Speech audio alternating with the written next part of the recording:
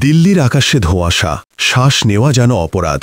কিন্তু এবার ইতিহাসে প্রথমবার এই বিষাক্ত বাতাসের বিরুদ্ধে নামল বিজ্ঞান। আইআইটি কানপুরের নেতৃত্বে শুরু হলো এক অভূতপূর্ব পরীক্ষা, আর্টিফিশিয়াল রেইন প্রজেক্ট বা কৃত্রিম বৃষ্টি অভিযান। অক্টোবরের শেষ সপ্তাহে দিল্লির বাতাসে দূষণের মাত্রা বিপজ্জনক স্তরে পৌঁছেছে। PM 2.5, PM 10 সব সূচক লাল সতর্কতা দেখাচ্ছে। এই অবস্থায় ভারত সরকার, দিল্লি সরকার এবং আইআইটি কানপুরের সঙ্গে যৌথভাবে নেয় সাহসী সিদ্ধান্ত, আকাশে উড়বে বিশেষ বিমানে বসানো ক্লাউড সিডিং মেশিন। কিন্তু ক্লাউড সিডিং মানে আসলে কি?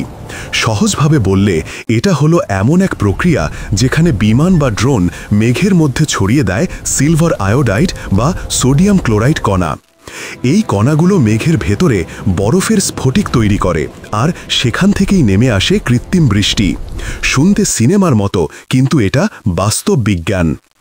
আইআইটি কানপুরের প্রফেসর মনোজ কুমার তিওয়ারির নেতৃত্বে এই প্রজেক্টে ব্যবহৃত হবে দুটি বিশেষ বিমান। একটি মেঘের ঘনত্ব ও আর্দ্রতা পরিমাপ করবে, আরেকটি ছড়িয়ে দেবে সিডিং কেমিক্যাল। পুরো প্রক্রিয়াটি তদারকি করছে পরিবেশ মন্ত্রণালয় ও দিল্লি সরকার। লক্ষ্য একটাই, দিল্লির ওপর জমে থাকা বিষাক্ত ধুলো ও দূষণ কণাকে বৃষ্টির মাধ্যমে ধুয়ে ফেলা।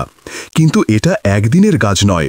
এই কৃত্রিম বৃষ্টি চালানোর আগে আবহাওয়া অধিদপ্তরকে নিশ্চিত হতে হয় মেঘ আছে কিনা, তাদের ঘনত্ব পর্যাপ্ত কিনা, তাপমাত্রা উপযুক্ত কিনা।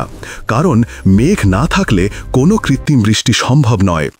2023 সালেই আইআইটি কানপুর এই প্রযুক্তি নিয়ে প্রাথমিক পরীক্ষা চালায়। তখন দিল্লি সরকার থেকে অনুমতি পেতে দেরি হয়েছিল। কিন্তু এবারে দিল্লির শ্বাসরুদ্ধকর দূষণের চাপে সবাই একমত, এটাই শেষ ভরসা। বিশ্বের আরও কিছু দেশ যেমন চীন, আমেরিকা, সংযুক্ত আরব আমিরাত আগেই এই প্রযুক্তি ব্যবহার করেছে। বিশেষ করে বেইজিং অলিম্পিকের আগেও চীন এভাবেই আকাশ পরিষ্কার করেছিল। তবে ভারতের মতো ঘনবসতিপূর্ণ দেশে এর ফলাফল কতটা কার্যকর হবে তা নিয়েই এখন কৌতূহল ও সংশয় দুইই রয়েছে।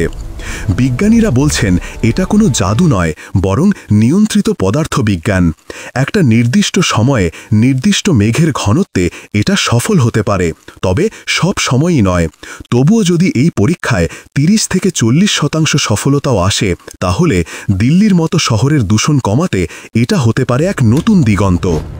এখন পুরো দেশ তাকিয়ে আছে দিল্লির আকাশের দিকে।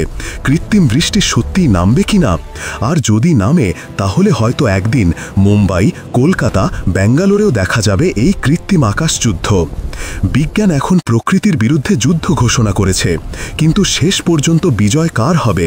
বিজ্ঞান না প্রকৃতি? আকাশ বলবে সেই গল্প। আপনাদের মতে এই পরীক্ষা কি সফল হবে? কমেন্টে জানাবেন।